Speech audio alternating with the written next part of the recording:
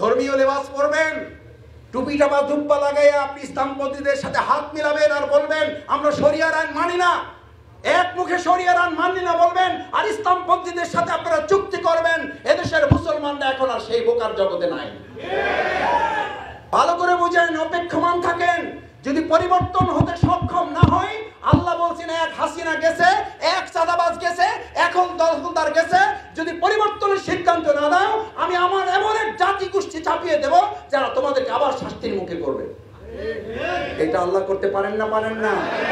অপরাধ কি? অপরাধ শুধু এতটুকু যে আপনি কোরআনের কিছু অংশ পছন্দ হয়েছে মানবেন, কিছু অংশ কষ্ট লাগতেছে আপনি মানবেন না। এই জন্য আল্লাহ দুনিয়ার পানিশমেন্ট, পরকালে শাস্তির কথা বলা হয় না, দুনিয়ার পানিশমেন্ট। ওয়াস্তাবদিল কওমান গায়রুকুম ওয়ালা তাদুররুহু শাইআ, আবার আরেক শেখ হাসিনা আপনার উপরে চাপিয়ে দেওয়া হবে, আরেক চাঁদাবাজ আমাদের উপরে চাপিয়ে হবে। আমি লক্ষ্য করছি আল্লাহর সেই বিধানের দিকে আবার আমরা ধাবিত হচ্ছি। এই যদি পরিবর্তন আমরা না নিয়ে আসতে পারি, তাহলে আমরা ওমরের মতো শাসক। আমাদের দার্স পেশ করা হয়েছে ডক্টর আব্দুল মান্নান ভাই।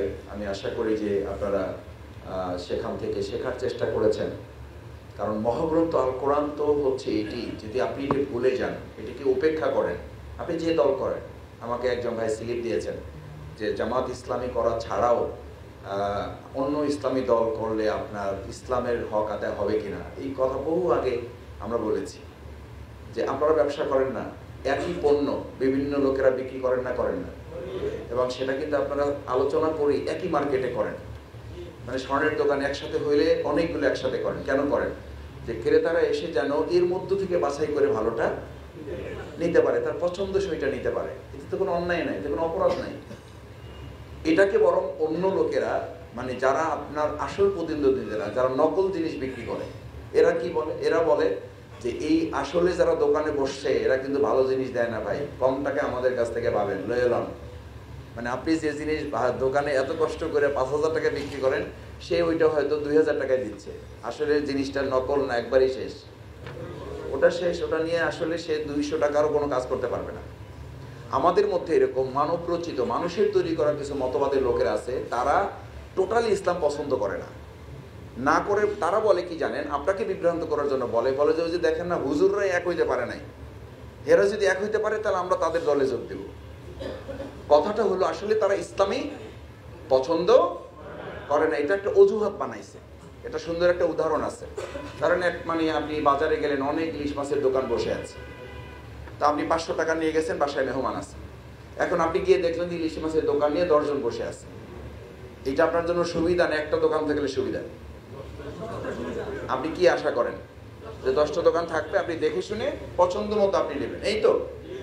তাতে কি আপনি ইলিশ মাছের দোকানদারকে গালিগালাজ করবেন, এই বেটা তোরা ইলিশ মাছের লোক, তোরা 10 জন বসছে কেন? 10 জন মিলে একটা দোকান নিয়ে বসবি। এতে হয় কি, ওই একজন থাকলে হয় কি, আপনি দেখেন মাঝে মধ্যে বাজারে সব দোকান বন্ধ হয়ে গেছে রাত শেষে অথবা সকালবেলা, একজন দোকানদার পায়ের উপরে পা ফলায় বসে থাকে আর একটা সিগারেট ধরায়। আপনি জিজ্ঞেস করবেন ভাই মাছ কি আছে, আর একদিকে তাকায় আছে। আবার জিজ্ঞেস করবেন ভাই আমি আপনাকে একটু বলছিলাম মাছ কি আছে, এই আর একদিকে তাকায় আছে। আবার জিজ্ঞেস করবেন ভাই আমি একটু মাছ কিনতে চাই, বলছে হ্যাঁ বলেন কি নেবেন বলেন। আপনার চেহারা দেখে তো মনে হয় না মাছ কিনবেন, মানে এর ব্যবসাবী আলাদা, কারণ সে বুঝছে যে তার দোকান ছাড়া আর কোনো দোকান, আপনি বাধ্য যা বলবেন তাই হবে। এবার বলবেন যে দেখেন নিলে নেন, নাহলে না নাই, একদম 2,000 টাকা, অথচ এর দাম হলো 700 টাকা। এই 10 দোকানের পরিবর্তে এক দোকান থাকলে তার মধ্যে স্বৈরাচারী মনোভাব তৈরি হয় না? হয় না? বাংলাদেশ জামাত ইসলামী মনে করে ইসলামের যদি আরো অনেক দল থাকে, আলহামদুলিল্লাহ, আপনার তো চয়েস করার সুযোগ থাকবে। না হলে বাংলাদেশ জামাত ইসলামী একটাই যদি থাকতো, তাহলে আপনাদেরকে আমাদের এখানে ডাকা লাগতো না, আমরাই ডাকতাম না। আরে আসলে আসেন, না আসলে নাই, কই যাবেন? যাওয়ার তো জায়গা নাই, আসতে হবে, বাধ্য আসেন। আর কই যাবেন? জান্নাতে যাইতে হলে জামাত একমাত্র রাস্তা। এটা তো জামাত বলেও না কখনো। জামাত বলে আপনি ইসলামের পক্ষে থাকেন। সেটার জন্য আল্লাহ তাআলা তো আপনাকে বিবেক দিয়েছেন, আপনাকে জ্ঞান দিয়েছেন। জ্ঞানটা 3 প্রকার। কয় প্রকার? 3 প্রকার জ্ঞান আপনাকে দেওয়া আছে। ইলমে ওহাবি, এই ওহাবি বলা হয় প্রকৃতিগত জ্ঞান। আপনাকে জন্মগতভাবেই আল্লাহ জ্ঞান দিয়েছেন, না দেন নাই? আপনি পৃথিবীতে এসেই কোনটা মা, এটার জন্য কোচিং সেন্টারে ভর্তি হয়েছেন কে কে? হাত জায়গা। প্রাইভেট কোর্সের কার কার কাছে যে মাকে চেনানোর জন্য আপনি কোচিং সেন্টারে ভর্তি হওয়া লাগছে, প্রাইভেট পড়ানো লাগছে যে এইটা আপনার মা, বিশ্বাস করা লাগবে। অথবা একটু বড় হওয়ার পর আপনি ডাক্তারের কাছে গিয়ে ডিএনএ টেস্ট জানতে চাইছেন, যেটা যে মা এটা আমার টেস্ট করা ছাড়া আমি জানতে চাই না, এটা মানতে পারি না। যে দিনকাল পড়ছে, আমার মা আমার বাবা যদি বিশ্বাস করতে হয় তাহলে আমি কি করতে চাই? এরকম কোন সন্তান আমাদের সমাজে পাওয়া যাবে? যাবে না। এই শিক্ষা কোথায় পেয়েছেন? এই জ্ঞান আপনাকে কে দিয়েছে? মাকে মা ডাকতে হবে, ও খালাকে মা ডাইকে বসছে, এরকম কোনো ঘটনা পৃথিবীতে আছে যে ভুলে সে খালাকে মা ডাকছে, চাচারে বাবা ডাকছে, দাদারে নানা ডাকছে, নানারে খালা ডাকছে? আপনি শিখাইয়ে ট্রাই করে দেখেন, আপনি টিউটর রাখেন, প্রাইভেট শিক্ষক রাখেন, যে এইটা তোমার দাদা, এখন থেকে এটারে নানা ডাকবা, ঠিক আছে? বুঝো, কিন্তু আপনি তারে 3 বছর ধরে চেষ্টা করেন, লাভ হবে না। এটার নাম ইলমে। ইলমে, আরে ভাই 2 আরবি শব্দ মুখস্থ করেন, জান্নাতে কাজে লাগবে, দুনিয়াতেও লাগবে। ইলমে ওয়াহাবি, এটা হলো প্রকৃতিগত জ্ঞান। আল্লাহ তাআলা কোরআনে এটা বলেছেন, ফাআলহামাহা ফুজুরাহা ওয়া তাকওয়াহা। আপনাকে ভালো মন্দ জ্ঞান দিয়েছেন, প্রকৃতিগত জ্ঞান আপনাকে আল্লাহ দিয়েছেন, দিয়েই পাঠিয়েছেন।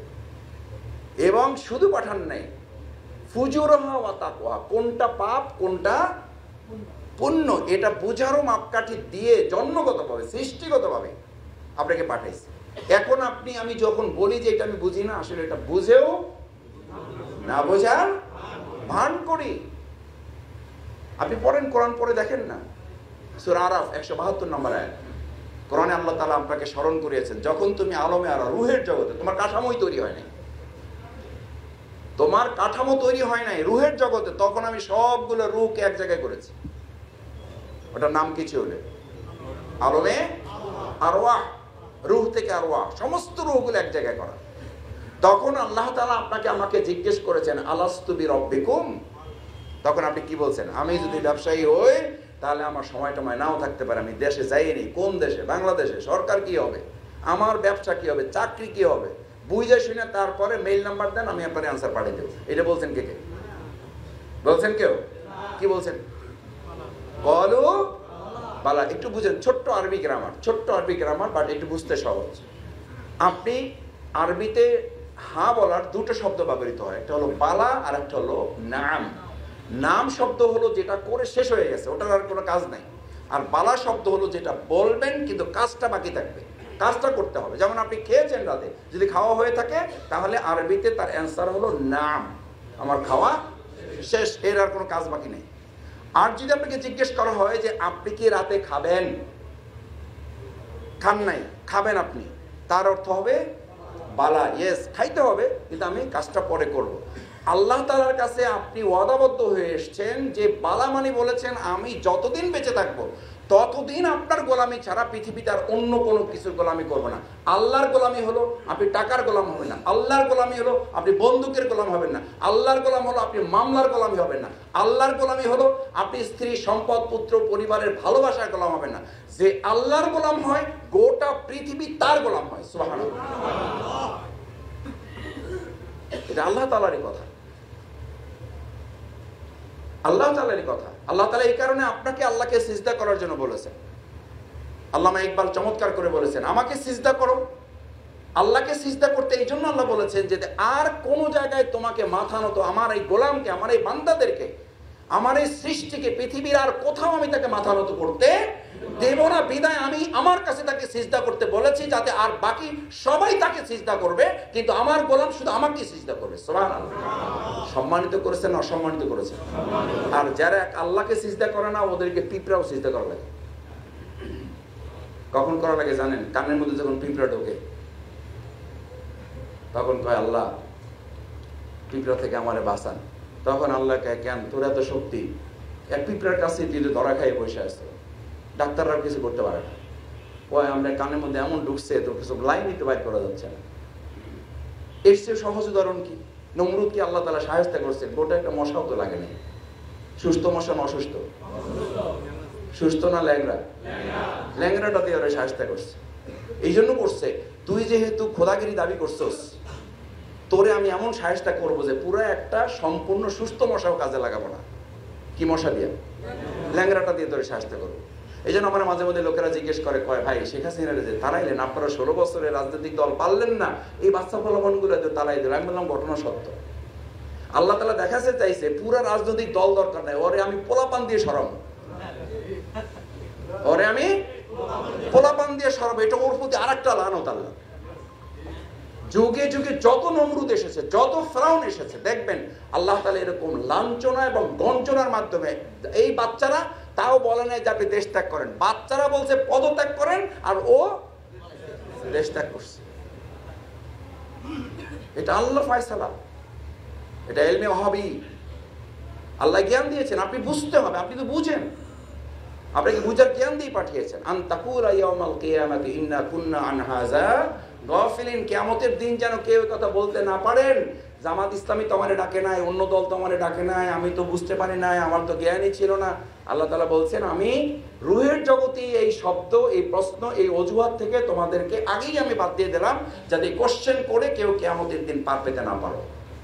তাহলে পার পাওয়ার সুযোগ আছে ভাই? পার পাওয়ার চিন্তা করতেছেন? লাভ হবে না, পার পাওয়ার লাইনে আসতে হবে। লাইনটা কি? আল্লাহ তাআলা কোরআনে সে কথা বলেছেন, তোমার জন্য এবার আর একটা ইলম লাগবে, সেটা হলো ইলমে কাসাবি। ইলমে কাসাবি, এই যে আজকে আমরা যেটা আছে এটার নাম হলো ইলমে কাসাবি, অর্জিত জ্ঞান। যে জ্ঞান আপনাকে দেওয়া হয়েছে এটা আপনাকে আরেকটু স্মরণ করো, একটু রিমাইন্ড করো, একটু মনে করিয়ে দাও, রিমেম্বারিং, একটু স্মরণ করানো, এটা মানুষকে করতে হবে। এই দায়িত্ব দিয়েই আল্লাহ তাআলা আপনাকে আমাকে পাঠিয়েছেন। কুনতুম খায়রা উম্মাতিন উখরিজাত লিন-নাস, ইসলামপন্থী দলগুলোর দায়িত্ব এটা, আমরা আমাদের দায়িত্ব এটা পালন করছি, রাজনৈতিক কর্মসূচি না। এটা কার প্রদত্ত দায়িত্ব? আল্লাহ প্রদত্ত। একটু আগে আকিমুস সালাত, সালাতুল ইশা হয়েছে, সালাতুল ইশা পড়েছেন কার নির্দেশে? এখন আমরা বসেছি ওই আল্লাহরই নির্দেশ, ওয়া ইউআল্লিমুহুমুল কিতাব, তোমরা আমার কিতাব পড়ো, ওয়াল হিকমা, কোথাও আটকে যাইও না, ব্যবসার কথা বলে থেমে যাইও না, পরিবারের কথা বলে থেমে যেও না, পরিস্থিতির দোহাই দিয়ে এটা বললো না আমি পরিস্থিতির শিকার, এই কারণে পারলাম না, এটা শুধু হুজুরদের দায়িত্ব, এটা শুধু জামাতের দায়িত্ব, এটা শুধু শাসনতন্ত্রের দায়িত্ব, এটা শুধু তাবলীগওয়ালাদের দায়িত্ব না, বরং এই দায়িত্ব দিয়েই তোমাকে আমি প্রেরণ করেছি। হিকমার অর্থ হলো কোনো জায়গায় আপনি আটকে যাবেন না, বরং পরিস্থিতির শিকার আপনি তো হবেন না, পরিস্থিতিকে আপনি স্বীকার করবেন। এটার নাম হলো ওয়া ইউযাক্কিহিম ওয়া ইউআল্লিমুহুমুল কিতাব ওয়াল হিকমা। আপনার প্রজ্ঞা, আপনার কৌশল, আপনি ব্যবসায় যেমন কাজে লাগান, আপনার এই মেধা, আল্লাহ তাআলা আপনার এই মেধা, আপনার এই শক্তি, আপনার এই কথা বলা, আপনার এই চোখ, আপনার এই কান, এগুলো নিয়ে কোশ্চেন করা হবে। ওয়ামা আতাইতুকা কলবান তাতাফাক্কারু বিহা, ভালো করে বুঝেন। জামাত ইসলামী কেউ করেন না, কোনো অসুবিধা নেই, আপনি অন্য দল করেন, কিন্তু বুঝে করেন। আপনি যে মার্কেটে আপনি মাল কিনতে যান, প্রোডাক্ট কিনতে যান, আপনাকে তখন এই কথা বলা হয়েছে, ভাই যান নেন, না নিয়েন না, কোনো অসুবিধা নেই, কিন্তু বুঝে নেন কাজে লাগবে কিনা। আপনারা বলেন না? বলেন না? বলেন। তাহলে দুনিয়ার একটা বিষয়ের সাথে তো পরিপূর্ণ সফলতা ব্যর্থতা নির্ভর করে না, সেটার জন্য যদি একটা ক্যাটালগ থাকে প্রত্যেকটা মালের সাথে, এমনকি এখন একটা গ্যাস লাইট, একটা ম্যাচ লাইট, এটার সাথেও একটা ক্যাটালগ থাকে না? থাকে না? একটা ক্যাটালগ থাকে। আপনার মতে এত গুরুত্বপূর্ণ মানুষ পৃথিবীতে আল্লাহ পাঠাইছেন, এটার সাথে আল্লাহ কোনো ক্যাটালগ দেন নাই? দেন নাই? এটা ভুল হয়ে গেছে, আসে নাই। এই ক্যাটালগের নাম কি? ক্যাটালগের নাম কি? এখন আপনি ধরেন ওই ক্যাটালগটা আমাকে দেওয়া হয়েছে, কোম্পানি থেকে আমি কিনে নিয়ে আসছি, মাঝখানে দুদিন একটু ডিস্টার্ব করছে, রাস্তার কোনো এক লোককে আমি ওইটা দেখাইছি, সে বলছে যে এটা কোনো ব্যাপারই না। এ করছে কি, পুরো ইঞ্জিনটা চেঞ্জ করে তার 2 নম্বরটা বসাই দিয়েছে, কারণ সে তো ওটা লোক না, সে তো ওটা বুঝে না, সে তো ওটার স্ট্যান্ডার্ডই জানে না, 2 নম্বরটা বসাই দিয়েছে। এরপরে 3 দিন আবার নষ্ট হয়েছে, আপনি রাগ করে মনে করছেন দূর মূল কোম্পানির কাছে যাই। কোম্পানির কাছে যাওয়ার পরে সে বলছে যে ভাই মাঝখানে কই গেছিলেন? বলেন না? বলেন না? বলেন যে মাঝখানে কই গেছিলেন, কারণ আপনি তো বুঝতে পারছেন আসল জিনিসের মধ্যে নাই, এটা আউট হয়ে গেছে, এটা সরাই ফেলছে। বলছি যে ভাই হ্যাঁ মাঝখানে তো একটু গেছিলাম, আপনারা তো ক্যাটালগ দিয়েছিলেন, আপনি তো ক্যাটালগ দেখে চলার কথা, না পারলে আপনি আমাদের কাছে আসবেন, বলা আছে শোরুমে আসবেন, এখান থেকে ঠিক করে দেওয়া হবে। আপনি মাঝখানে সুবিধা পাওয়ার জন্য, অথবা সময় বাঁচানোর জন্য, অথবা টাকা বাঁচাবার জন্য, অথবা কৌশল বুদ্ধি, দূর অত যাই লাভ কি, উনি যা বলছে তাই শুনতে হবে নাকি? আমার একটা কি, আমার একটা বুদ্ধি শুদ্ধি আছে না, আমারও তো কিছু জ্ঞান বুদ্ধি।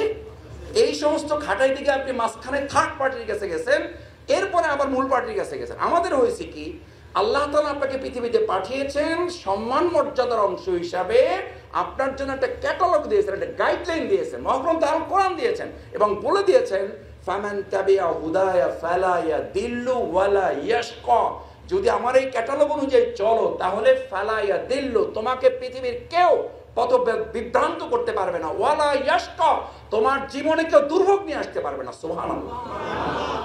আর এখন আমাদের ভ্রান্তি এবং দুর্ভোগ আছে না নাই? কেন আছে? আমরা মাঝখানে কোন পার্টির কাছে গেছি? মাঝখানে একবার গেছি, দুইবার, তিনবার, পদে পদে যাচ্ছি। নামাজ পড়তে মসজিদে যাচ্ছি, অর্থনীতির জন্য সুদ ব্যাংকে যাচ্ছি। নামাজ পড়তে আল্লাহর কাছে গিয়ে বলছি ইয়াকা নাবুদু, তোমার গোলামি ছাড়া কারো গোলামি করি না, তোমার সাহায্য ছাড়া কারো কাছে সাহায্য চাই না। মসজিদ থেকে বের হয়ে নেতাকে পাইয়ে বলে যে নেতা একটু খেয়াল রাখেন, আপনি ঠিক থাকলে আমি ঠিক। ঈমান আছে না নাই? নাই। এটা আমার ফতোয়া না, এটা আমার ফতোয়া না। রাসূল করিম সাল্লাল্লাহু আলাইহি ওয়াসাল্লাম এই আয়াতেরই ব্যাখ্যায় হাদিস বলেছেন, ক্বালা রাসূলুল্লাহ সাল্লাল্লাহু আলাইহি ওয়াসাল্লাম হাত্তা ইযা লাম ইউবকি আলিমান, একটা সময় থাকবে আলেম এবং ইলম দুটাই উঠাই নেওয়া হবে। রাসূল সাল্লাল্লাহু আলাইহি ওয়াসাল্লাম ফিউচার টেন্সে বলেছেন, এখন হবে কোন টেন্সে? কোন টেন্সে? প্রেজেন্ট টেন্সে হবে। হবে বলেছেন, আর এখন বলতে হবে হয়ে গেছে। হাত্তা ইযা লাম ইউবকি আলিমান, যখন আলেম এবং ইলম দুটোর কোনোটা থাকবে না, তখন কি করবে লোকেরা? ইত্তাখাযান নাস রুউসান জুহালান, তখন লোকেরা খুবই মূর্খ টাইপের, অজ্ঞ টাইপের নেতৃত্ব তারা গ্রহণ করবে। শুধু গ্রহণ করবে না, যখন তাদেরকে এই মূর্খ এবং নেতৃত্ব তারা গ্রহণ করবে, ফাসাইলু ফাফতাউ বিগায়রি ইলম, এদের কাছে জিজ্ঞেস করবে ভাই এটা কি করা যায়, ভাই ওটা কি করা যায়, ফাফতাউ, এবং সে তার নিজের মতো ফতোয়াও দিয়ে দেবে বিগায়রি ইলম, কোনো জ্ঞান ছাড়াই। আল্লাহ রাসূল সাল্লাল্লাহু আলাইহি ওয়াসাল্লাম এই বর্ণনা দেওয়ার পর এবার রিপোর্ট পেশ করে দিয়েছেন, ফাদাল্লু ওয়া আদাল্লু, ও নিজে বিভ্রান্ত আর যাকে উত্তর দিয়েছে সে নিজেও। এই অবস্থার মধ্যে আমরা পড়বো না পড়ে গেছি? পড়ে গেছি। বাংলাদেশ জামাত ইসলামী আপনাকে ফাদাল্লু ওয়া আদাল্লু, এখান থেকে আপনাকে বাঁচার জন্য বলে যে ফাদাল্লু ওয়া আদাল্লু, এই মূর্খদের থেকে বাঁচার জন্য আপনার নিজের ইলম অর্জন করতে হবে, আপনাকে বুঝতে হবে, কারণ আল্লাহ তাআলা আপনাকে জ্ঞান দিয়ে পাঠিয়েছেন। এখন এইটাকে শানিত করার জন্য 3 নম্বর জ্ঞান হচ্ছে ইলমে ওয়াহী। ইলমে ওয়াহী তার কয়টা হলো? একটু বলেন তো একসাথে, মুখস্থ করেন না একটু। নাম্বার 1 ইলমে ওয়াহাবি, বলেন একটু সাথে, ইলমে ওয়াহাবি, ইলমে কাসাবি, ইলমে ওয়াহী। এই ইলমে ওয়াহাবি এবং ইলমে কাসাবি যদি ইলমে ওয়াহীর সাথে সম্পৃক্ত না হয়, তাহলে আপনার এই ইলম আপনাকে আবু জেহেল বানাবে। কি জেহেল? আবু জেহেল মানে কি? মূর্খ না, মূর্খের বাপ, মূর্খের বাপ। ও তো মূর্খের বাপ ছিল না, ওই বেটার জ্ঞান ছিল না? ছিল না। বিজ্ঞান জানতো, ভূগোল জানতো, জানতো না। আরবির সবচেয়ে বেশি পণ্ডিত ছিল সে, কিন্তু শুধু কি জানতো না? শুধু কি জানতো না? শুধু কোরআন জানতো না। এই কারণে সব জানার পরও যদি আবুল হেকাম, মূলত তার নাম ছিল বুদ্ধির বাপ, আরে ভাই তার নাম ছিল বুদ্ধির বাপ, শুধু কোরআন নাই এই জন্য হয়ে গেছে মূর্খের বাপ। আজকে যদি আপনার কাছে বিনয়ের সাথে সম্মান শ্রদ্ধা রেখে যদি বিবেকের কাছে কোশ্চেন করি, আবুল হেকাম সব জেনে কোরআন না থাকার কারণে যদি আবু জেহেল হয়, আমি শফিকুল ইসলাম সব জানি কিন্তু কোরআন জানি না, তাহলে শফিকুল ইসলাম মাসুদ না আবু জেহেল? আমার ব্যাপারে বলেন, আপনাদের ব্যাপারে তো আমি সাহস করতে পারি না, আমারটা তো অন্তত জোরে উচ্চারণ করে বলতে পারেন। শফিকুল ইসলাম মাসুদের মধ্যে সব জ্ঞান আছে, শুধু কোরআন নাই, তাহলে শফিকুল ইসলাম মাসুদ না আবু জেহেল? মাশাআল্লাহ। এবার আপনারটা আপনি ঠিক করবেন, এবার আপনার ভাবিটা আপনি ঠিক করবেন, খালাম্মারটা আপনি ঠিক করবেন। আপনার ছেলে যাকে ডাক্তার বানাইছেন কোরআন জানে না, তার ব্যাপারটা আপনি ফয়সালা করবেন। আপনার মেয়েকে ইঞ্জিনিয়ার বানাইছেন, কোরআন জানে না, তার ব্যাপারটা আপনি ঠিক করবেন। শুধু জানার প্রশ্ন না, ওয়ামান আরাদা আন যিকরি ফাইন্না লাহু মাঈশাতান দানকা। ভাইয়েরা, আমি তাড়াতাড়ি আসছি, এই জন্য আমি যাতে রাতে আপনাদের কষ্ট না হয়, আমি ভাইদেরও বলেছি দ্রুত শেষ করবেন। রাত তো আল্লাহ তাআলা দিয়েছেন ইবাদতের জন্য, আলহামদুলিল্লাহ আমরা একটা ইবাদতের মধ্যেই আছি। তারপরও রাতে ঘুমাবেন, ভোর রাতে উঠবেন, আল্লাহর কাছে সাহায্য চাইবেন, যা চাও তার কাছে যাবেন, একটা জুতার ফিতা হলেও তার কাছে চাইবেন। এখন আমাদের অভ্যাস হয়ে গেছে, ভাই একটু দেখেন, ভাই একটু করেন, ভাই আপনি থাকলে আমি আসি, ভাই একটু তাকায়েন আমার দিকে। ভাই যেন আর একটা মানে পূর্ব হয়ে বসেছে, ভাই যেন আমাদের আর একটা অভিভাবক হয়ে বসেছে। অথচ আল্লাহ তাআলা রাসূল করিম সাল্লাল্লাহু আলাইহি ওয়াসাল্লামকে বলেছেন, ওমা আনা আলাইহিম বিওয়াকিল, তোমাকে আমি কারো অভিভাবক করতে দেই না। রাসূল সাল্লাল্লাহু আলাইহি ওয়াসাল্লামকে দেয় নাই, আমাদের নেতাদেরকে দিয়েছে। দিয়েছেন? দেন নাই। ওমান আরাদা আন যিকরি, আমার এই কোরআন, জিকির মানে কোরআন, আমার এই জিকির, আমার এই কোরআন যদি উপেক্ষা করো, শুধু পড়ার জন্য এটা পাঠানো হয় নাই, শুধু মুখস্থ করার জন্য পাঠানো হয় নাই, শুধু তেলাওয়াত করার জন্য পাঠানো হয় নাই, ওমান আরাদা, এটাকে যদি উপেক্ষা করো, মেনে না চলো, আন যিকরি, আমার এই কোরআন, ফা ইন্না লাহু মাঈশাতান দনকা, তোমার 23,000 স্কয়ার ফিট বা 2300 স্কয়ার ফিট, 3000 স্কয়ার ফিট তোমার একটা ফ্ল্যাট থাকতে পারে, আমি আল্লাহ ওই 3000 ফিট স্কয়ার ফিটের ফ্ল্যাটকে তুমি কোরআন উপেক্ষা করে তোমার পরিবার পরিচালনা করছো, আমি 3000 ফিট স্কয়ার ফিটের বাসাটাকে আমি 3 ইঞ্চিতে পরিণত করার দেওয়ার ক্ষমতা আমি আল্লাহর আছে না নাই? মাঝে মধ্যে মনে হয় না, হয় না? মনে হয় যে এত বড় বাসা নিয়েছি তার উপরও যেন অস্থির লাগে, লাগে না? লাগে না? কেন লাগে? আল্লাহ তাআলা বলেন দনকা, আমি ওটাকে সংকীর্ণ করে দেব। তুমি অনেক বড় ব্যবসা করবে, আমি ওটাকে সংকীর্ণ করে দেব। কেন করে দেব? তুমি আমার কোরআন মানছো না। ফা ইন্না লাহু মাঈশাতান দনকা। শুধু তাই না, যখন তাদেরকে কথা বলা হবে তখন তারা বলবে ওয়ানাহশুরুহু ইয়াওমাল কিয়ামাতি আমা, কিয়ামতের দিন আপনাদেরকে আমাদেরকে কোরআন না মানার কারণে, না জানার কারণে না, ভালো করে বুঝেন, কোরআন না মানার কারণে, না জানার কারণে না, কোরআন না মানার কারণে আমাকে আপনাকে দুনিয়ার চক্ষুষ্মান ছিলাম, কিয়ামতে আপনাকে আমাকে অন্ধ করে উঠানো হবে। কে কে রাজি আছেন অন্ধ হয়ে উঠবেন? এই পর্যন্ত যদি শেষ হতো তাহলে তো কোনো অসুবিধা ছিল না ভাই। আপনাকে শুধু অন্ধ করে উঠানো হবে না, আপনাকে অন্ধ করে উঠানো হবে, তারপর আপনি আল্লাহর কাছে ফেরেশতাদের মাধ্যমে জানতে চাইবেন ক্বালা রাব্বি লিমা হাশারতানি আমা ওয়া ক্বাদ কুনতা বাসীরা। আমাকে অন্ধ করে উঠানো হলো কেন? আমি তো দুনিয়াতে চোখ ছিল আমার, আমি অন্ধ কেন? আমি তো কিছুই দেখতে পাচ্ছি না, আমি অন্ধ কেন? ক্বালা রাব্বি লিমা হাশারতানি, সে আল্লাহকে জিজ্ঞেস করবে আল্লাহ আমি অন্ধ কেন? ওয়া ক্বাদ কুনতা বাসীরা, অথচ আমার কি ছিল? তার অপরাধ কি? অপরাধ কি ভাই? কোরআন পড়ে নাই, জানে নাই, কি করে নাই? কারণ আপনি ক্যাটালগ অনুযায়ী চলেন নাই, মাঝখানে ডানে বামে চলে গেছে, যেখানে পছন্দ হয়েছে ওখানে গেছেন, যেখানে ভালো লাগছে সেখানে গেছেন, যেখানে সুবিধা পাইছেন সেখানে গেছেন। এরপরে যখন বাধ্য হইয়া আপনাকে আল্লাহ তাআলা বলছেন এবার চলে আস আমার কাছে, সুদায় ডান দিচ্ছে, তখন আপনি গেছেন, যাওয়ার পরে আপনাকে জিজ্ঞেস করা হয়েছে মাঝখানে কই গেছিলা, মাঝখানে কই গেছিলাম? আমি তোমাকে ক্যাটালগ দিয়েছিলাম এবং ক্যাটালগ দিয়ে যেটা বলেছিলাম ফা ইম্মা ইয়াতিয়ান্নাকুম মিন্নি হুদান ফামান তাবিআ হুদায়া ফালা খাউফুন আলাইহিম। তোমার কোনো ভয় নাই, তুমি ব্যবসা চালাও, চাঁদাবাজ তোমাকে ভয় দেখাতে পারবে না। যদি তুমি আল্লাহকে ভয় করো, গোটা দুনিয়ার চাঁদাবাজ তোমাকে ভয় দেখালেও শেষ পর্যন্ত সে তোমাকে ভয় করবে। মাঝে মধ্যে আমাদেরকে এখন কেউ কেউ বলে কয় যে ভাই চাঁদাবাজি ঠিকই আছে, শুধু হাত বদলাইছে, শুধু হাতই বদলায় নাই, এক হাতের জায়গায় এখন আরো কয়েক হাত তৈরি হয়েছে, আছে না নেই? এটা চলবে না বন্ধ হবে? ইসলাম কোরআন আপনাকে কি নির্দেশ দিয়েছে? আপনি কেন অন্ধ হবেন? আপনি কি দায়িত্ব পালন করেন নাই? কি নির্দেশ, কি ক্যাটালগে লেখা ছিল? ক্যাটালগে লেখা ছিল, ক্যাটালগে লেখা ছিল আপনার ব্যাপারে পরিষ্কার হাদিসের বর্ণনা ছিল মান রাআ মিনকুম মুনকারান ফালিগাইয়িরু বিয়াদিহি। ভাইয়েরা, এইসব কথা বললে জামাত ইসলামী জঙ্গি, এইসব কথা বললে জামাত ইসলামী জিহাদি। আরে ভাই, জিহাদ তো ইসলামের নির্দেশ, এটা তো একটা অঙ্গ ইসলামের, এটা তো একটা বিধান।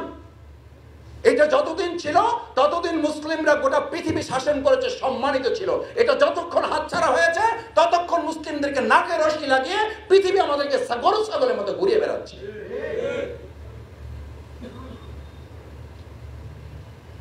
তাহলে কি জিজ্ঞেস করা হবে? মান রাআ মিনকুম মুনকারান, তুমি যখন কোনো অন্যায় দেখবে, আমরা এখন কি বলি? চাঁদাবাজি বন্ধ হওয়া দরকার, এইটুকুর মধ্যে শেষ। কিন্তু ইসলাম বলেছে তুমি চাঁদা দেবা না। কয় যে ভাই আমি এর মধ্যে নাই, আমি চাঁদা দেই না, এইসব আমি নাই। চাঁদা শুধু দিতে নিষেধ করা হয় না আপনাকে, ইসলাম বলেছে মান রাআ মিনকুম মুনকারান ফালিগাইয়িরু বিয়াদিহি।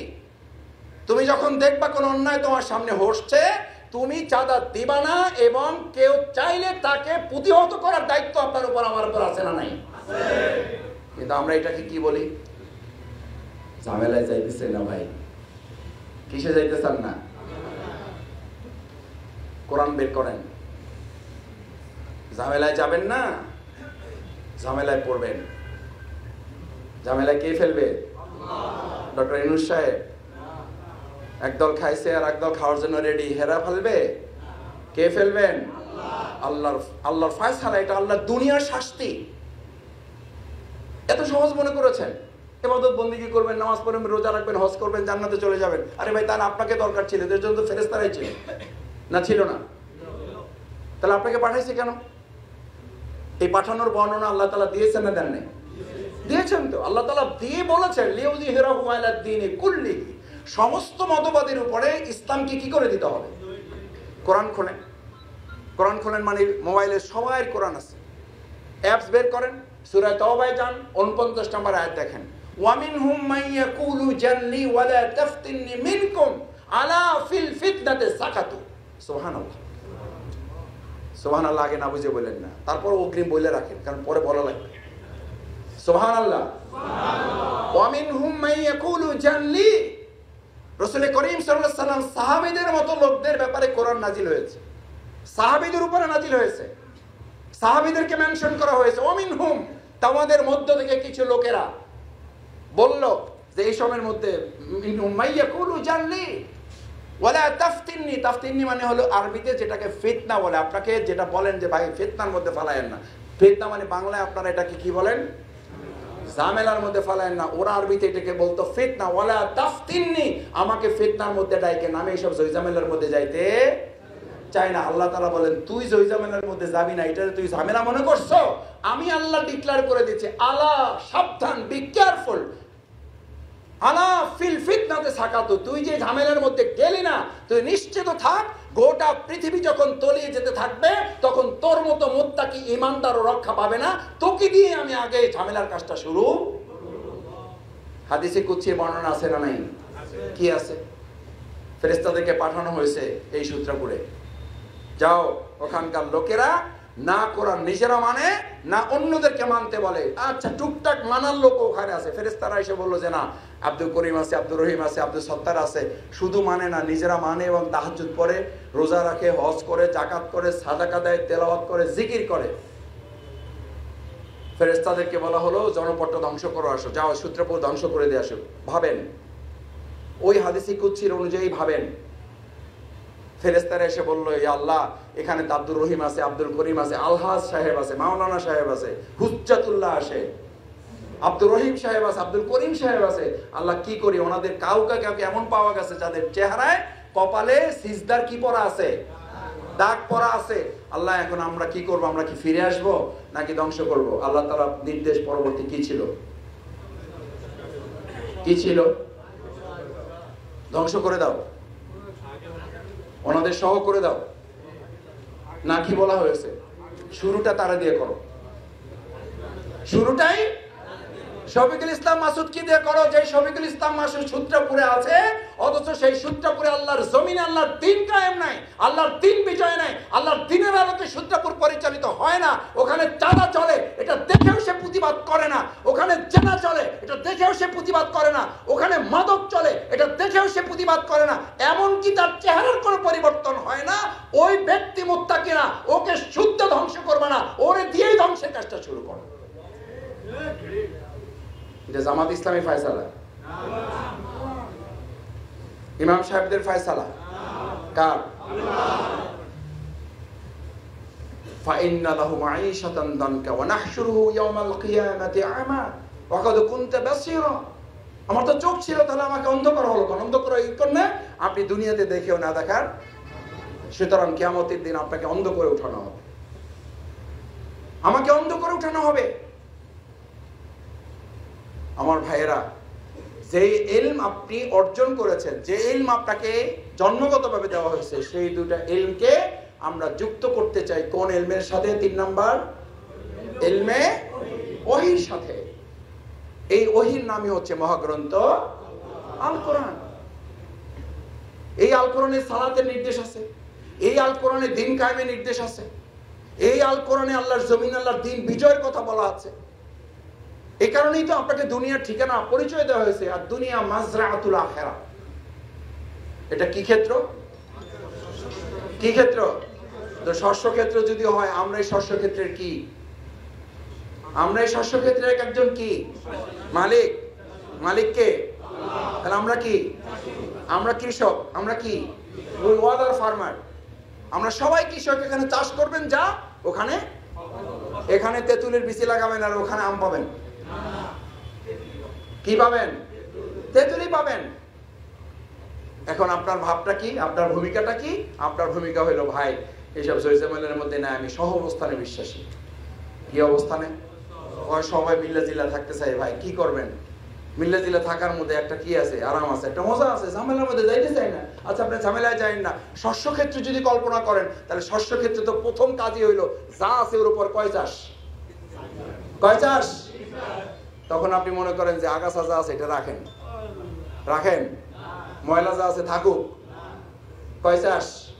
কেউ কেউ 4 চাষও দেন, একদম ফ্রেশ, শুধু মাটি থাকবে আর কিচ্ছু থাকবে না। এরপরে আপনি ফসল ফলাইছেন, দেখলেন যে ওর সাথে আগাছা হয়েছে, আলহামদুলিল্লাহ। আলহামদুলিল্লাহ কি বলবেন? যে আমি লাগাই না তাও হয়েছে, আল্লাহ দিছে, আলহামদুলিল্লাহ, আল্লাহর মাল আল্লাহ দেখলো। এটা বলে রেখে দিয়েছেন কোন কোন কৃষক? হাত জাগান, হাত জাগান একজন। কি করছেন তখন? আউযুবিল্লাহ বিসমিল্লাহ বলে ফু দিয়ে চলে আসছেন, আল্লাহ উড়াই দাও তুমি আগাছা। আল্লাহ চাইলে পারতেন না? পারতেন না, কিন্তু সেটা আল্লাহর সুন্নাহ নয়। তাহলে আপনি কেন সুন্নাহ মনে করেন? গভীর রাতে তাহাজ্জুদ পড়া খালি মুনাজাত করবেন, আল্লাহ একটা ইসলামী সরকার আপনি দেন, আল্লাহ আলেমদের হাতে ক্ষমতা দেন, আল্লাহ কোরআনের শাসন দেখে যেতে চাই। ওখানে যদি এই দোয়া মুনাজাত করে আগাছা একটা না উপড়াইতে পারেন, তাহলে দুনিয়াতে শুধু মুনাজাত করে, শুধু দোয়া করে, শুধু চোখের পানি ফেলে আপনি এই 56,000 বর্গ মাইল আগাছা মুক্ত করবেন কি করে? জমিতে আগাছা আছে আর আমাদের রাষ্ট্রে আগাছা আছে না নাই? আগে ছিল, এখন নাই। এখন আছে, বুঝেন? কিন্তু চেহারা কিন্তু ভিডিওতে আছে সবাই। পরে বললেন না যে ভাই আমাদের ঝামেলা ফালাইছেন। আগাছা আছে না নাই? ওই যে প্রথমে ছিল এক দফা চাষ করছেন, আবার আগাছা হয়েছে। এখন আগাছা বাঁচতে গিয়া আপনার কাজটা কি? আগাছা বাঁচতে গিয়ে আপনার কাজটা কি? প্রথম হলো রোদ, বৃষ্টি, ঝড়, এগুলো সব আপনাকে সহ্য করতে হবে। আমার ভালো মনে আছে, আমরা কৃষি ফ্যামিলি, অনেকেই কৃষি ফ্যামিলির সাথে নাই বললেই চলে, প্রায় সবাই কোনো না কোনো লেভেলে কৃষি ফ্যামিলির সাথে সম্পর্ক আছে না নাই?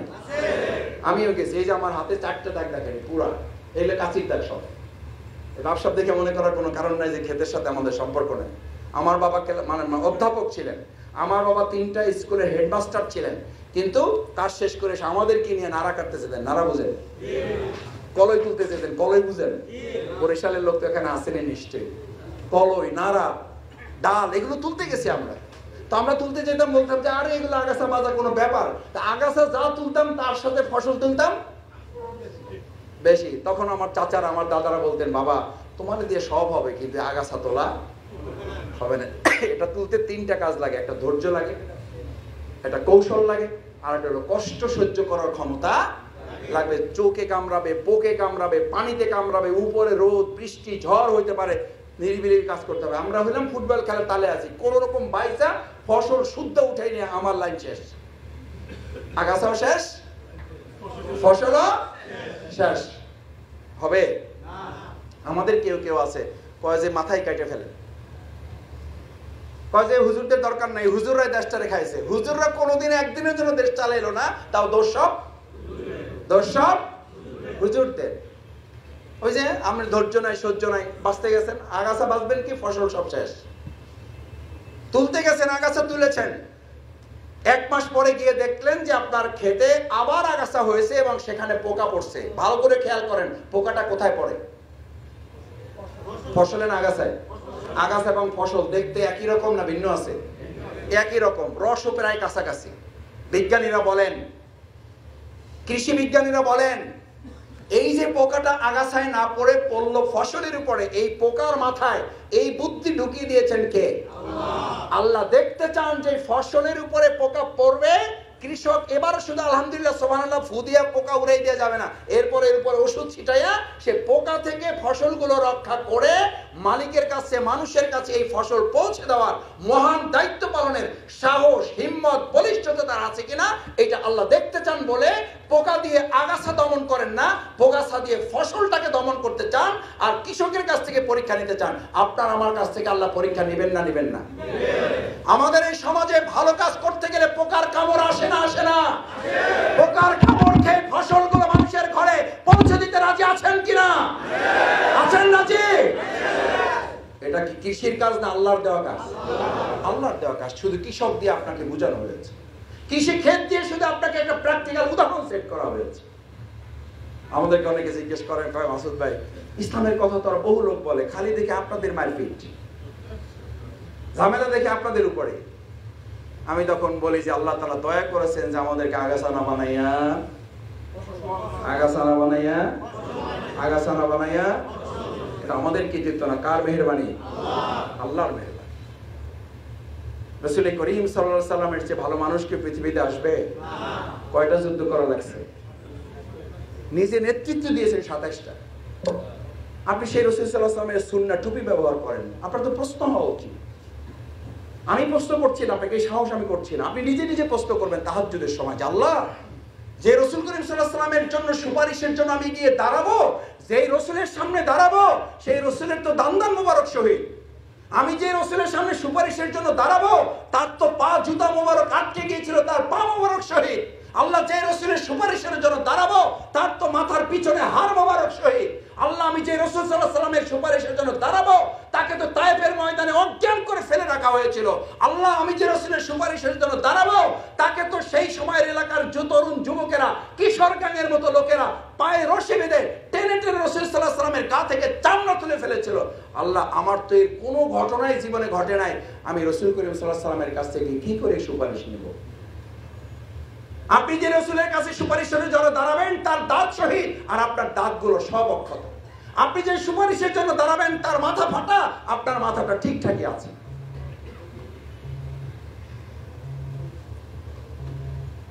আমার ভাইয়েরা, আমি বলছি না আপনি আজকেই চলেন গিয়ে মারামারি শুরু করে দেন, কিন্তু আপনি ইসলামের এমন দায়িত্ব পালন করতে পারছেন কিনা যেই দায়িত্ব রাসূল সাল্লাল্লাহু আলাইহি ওয়াসাল্লাম পালন করেছেন বলে তাকে পাগল ডাকা হয়েছে, তাকে জাদুকর ডাকা হয়েছে, তাকে গণক ডাকা হয়েছে, তাকে কবি ডাকা হয়েছে। আপনাকে কি ডাকা হয়েছে? কি ডাকা হয়েছে আপনাকে? আলহামদুলিল্লাহ বলেন আগে, আলহামদুলিল্লাহ। আপনারা হয়তো মনে করতে পারেন আপনাদেরকে ডাকে নাই, ডাকছে, এখনো ডাকতেছে কেউ কেউ। ইসলামের কথা বলবেন, সত্যের কথা বলবেন, ওই সময় পাগল জাদুকর কবি ডাকা হয়েছে। আজকে আমাদেরকে রাজাকার উপাধি দিয়ে আমাদের ভালো কাজগুলো থামিয়ে দিতে চায়, থামানো যাবে না। এই জন্যই আমাদের ছেলেরা জুলাই আগস্টে কি স্লোগান তুলেছিল? তুমি কে আমি কে? কে বলেছে? কে বলেছে? চেয়েছিলাম অধিকার, হয়ে গেলাম। যারাই অধিকারের কথা বলবে, রাসূল সাল্লাল্লাহু আলাইহি সাল্লামের যুগেও যদি এরকম স্বাধীনতা পরাধীনতার কোনো প্রশ্ন থাকতো তাহলে ওই যে এখন আলেমরা বলে আল্লাহ বাঁচাই দিছে ৭১ আগে জন্ম নেই নেই, যদি ও ৭১ আগে জন্ম নিতাম তাহলে আমারও রাজাকার বানাই, আমারও বানাই দিত।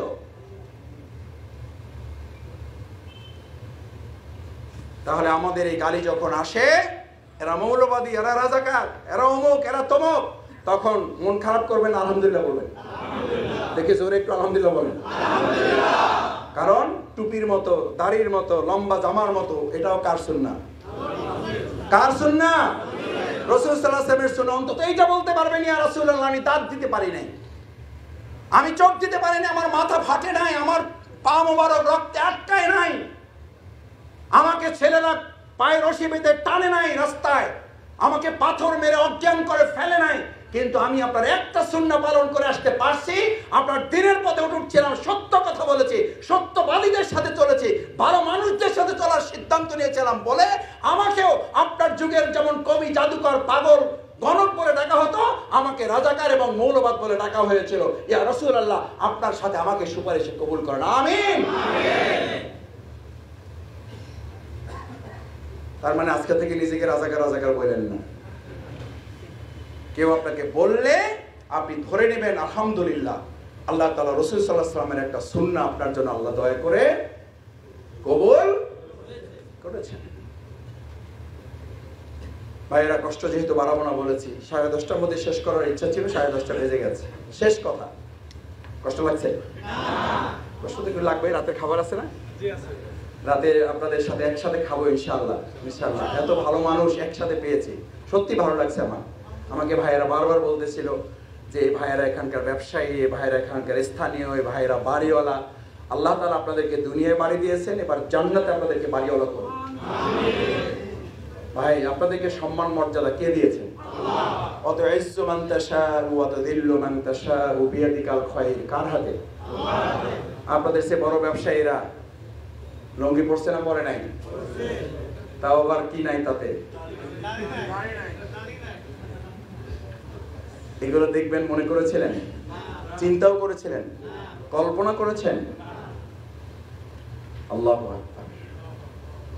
এরপর আর কি বলেন? এরপর আর কি ওয়াজ লাগে? দেখে তো শিখতে হয় আমাদের। আল্লাহ তাআলা এর জন্য বারবার বলেন, ফাসিরু ফিল আরদ, আমার জমিনকে ভালো করে পর্যবেক্ষণ করো। ফাকাইফা কানা আকিবাতুল মুকাজ্জিবিন, যারা আমার এই কোরআন, আমার এই নির্দেশকে মিথ্যা প্রমাণ করতে চেয়েছে, আমি আল্লাহ তাদের কত করুণ পরিণতি করেছি এটা দেখো এবং শিক্ষা গ্রহণ করো। 2040 বছর পর্যন্ত টার্গেট দিয়েছিল, আর 40 মিনিটও তারা সময় পায় নাই। যারা এত তাহাজ্জুদের কথা বলেছে, এত কোরআন পড়ার কথা বলেছে, আমাদের ছেলে মেয়েরা আমাকে ঘুরে এসে গণভবন থেকে আফসোস করে বলছে যে মাসুদ ভাই, টার্গেট করে গেছিলাম এই আল্লাহর ওলির জায়নামাজটা পাওয়া যায় কিনা, কিন্তু দুর্ভাগ্য ওইটা খুঁজতে গিয়ে শেষ আমি কিছুই পাইলাম না।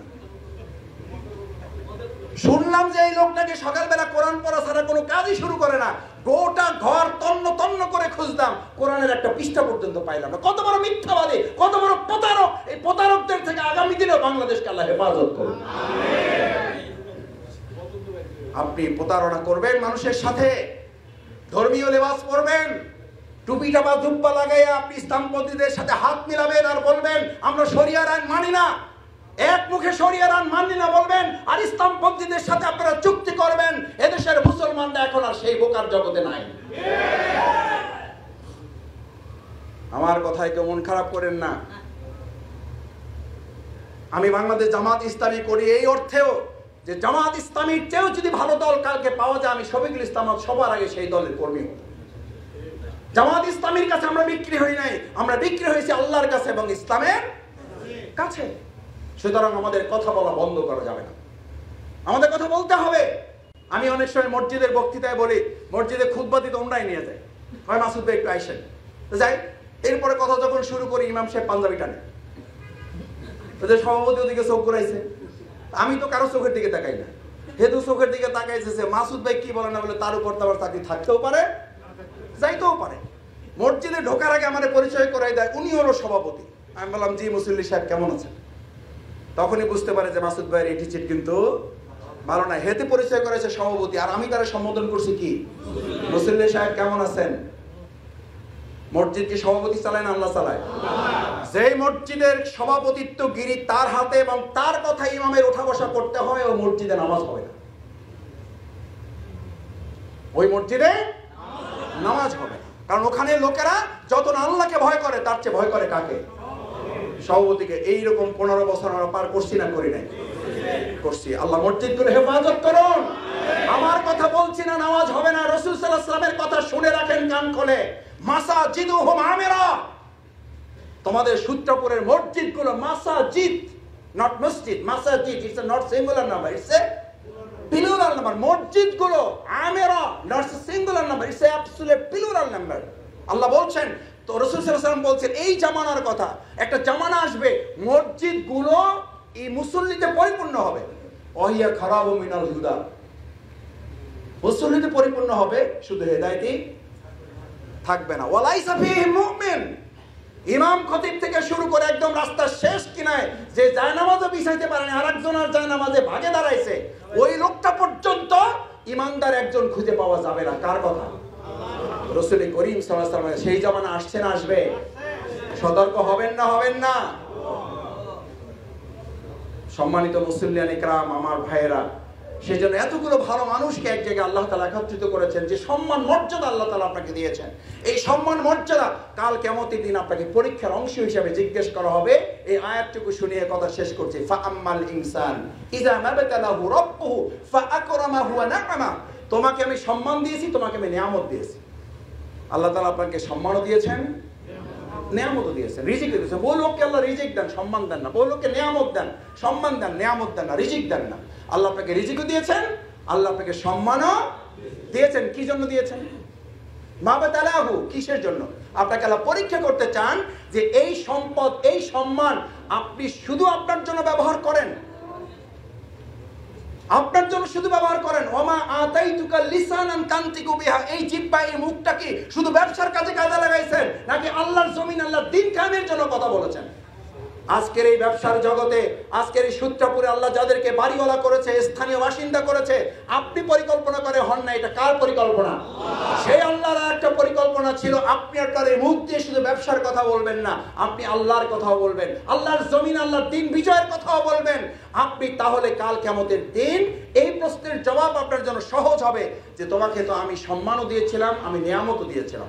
আমার ভাইয়েরা, আজকে এখানে যারা আছি, বাংলাদেশ জামাত ইসলামের এই পতাকা তলে ঐক্যবদ্ধ থেকে আমরা আমাদের মান উন্নয়ন করে আমরা কর্মী হব, আমরা আন্দোলনে নিজেকে বায়াতের অধিকারী করব, এই জন্য শপথের অন্তর্ভুক্ত হব, হয়ে আল্লাহর দেওয়া বিধান এই জমিনে কার্যকর না করতে পারলে আল্লাহ তাআলা বলেন তুমি নামাজের কথা মানবা অথচ আমার দ্বীন কায়েমের কথা মানলা না। আফা তুমিনুনা বিবাদিল কিতাব, তুমি কিতাবের এক অংশ মানছো, ওয়া তাকফুরুনা বিবাদ, অথচ কিতাবের অন্য অংশ তুমি কি করছো? এই জাতের লোকদের জন্য আল্লাহর ঘোষণা হচ্ছে ওয়াইয়াস্তাবদিল কওমান গায়রুকুম, তাদেরকে আমি আবার আরেকদল শাসক চাপিয়ে দেব। ভালো করে বুঝেন, অপেক্ষমান থাকেন। যদি পরিবর্তন হতে সক্ষম না হয়, আল্লাহ বলছেন এক হাসিনা গেছে, এক চাঁদাবাজ গেছে, এখন দখলদার গেছে, যদি পরিবর্তনের সিদ্ধান্ত না দাও, আমি আমার এমন এক জাতি গোষ্ঠী চাপিয়ে দেব যারা তোমাদেরকে আবার শাস্তির মুখে করবে। এটা আল্লাহ করতে পারেন না? পারেন না? অপরাধ কি? অপরাধ শুধু এতটুকু যে আপনি কোরআনের কিছু অংশ পছন্দ হয়েছে মানবেন, কিছু অংশ কষ্ট লাগতেছে আপনি মানবেন না। এই জন্য আল্লাহ দুনিয়ার পানিশমেন্ট, পরকালের শাস্তির কথা বলা হয় না, দুনিয়ার পানিশমেন্ট। ওয়াইয়াস্তাবদিল কওমান গায়রুকুম ওয়ালা তাদুররুহু শাইআ, আবার আরেক শেখ হাসিনা আপনার উপরে চাপিয়ে দেওয়া হবে, আরেক চাঁদাবাজ আমাদের উপরে চাপিয়ে হবে। আমি লক্ষ্য করছি আল্লাহর সেই বিধানের দিকে আবার আমরা ধাবিত হচ্ছি। এই যদি পরিবর্তন আমরা না নিয়ে আসতে পারি, তাহলে আমরা ওমরের মতো শাসক, আমরা কি এই বিধান, আমরা কি এই রাষ্ট্র, এই সমাজ পরিবর্তনের জন্য আমরা নিজেরা পরিবর্তন হয়ে ওমরের মতো শাসক পাওয়ার জন্য আল্লাহর কাছে দাবি করতে পারবো ইনশাআল্লাহ? রাজি আছেন ইনশাআল্লাহ? আল্লাহ আমাদেরকে আবার এরকম কোন শাসক থেকে হেফাজত করুন, সেই প্রত্যাশা ব্যক্ত করে যারা কষ্ট করে এতক্ষণ এই অগোছালো আলোচনাগুলো শুনেছেন, আল্লাহ তাআলা মেহেরবানি করে এর মধ্যে থেকে একটা শব্দও যদি তার কবুল হয়, সেটাকে উসিলা করে তিনি যেন আজকের এই পুরো সময়টুকু দুনিয়ার কল্যাণ, পরকালের নাজাতের উসিলার জন্য কবুল করে আমাদেরকে তিনি যেন মাফ করে দেন। সুবহানাকাল্লাহুম্মা ওয়া বিহামদিকা আশহাদু আল্লা ইলাহা ইল্লা আনতা আস্তাগফিরুকা ওয়া আতুবু ইলাইক। আসসালামু আলাইকুম ওয়া রাহমাতুল্লাহি ওয়া বারাকাতুহু।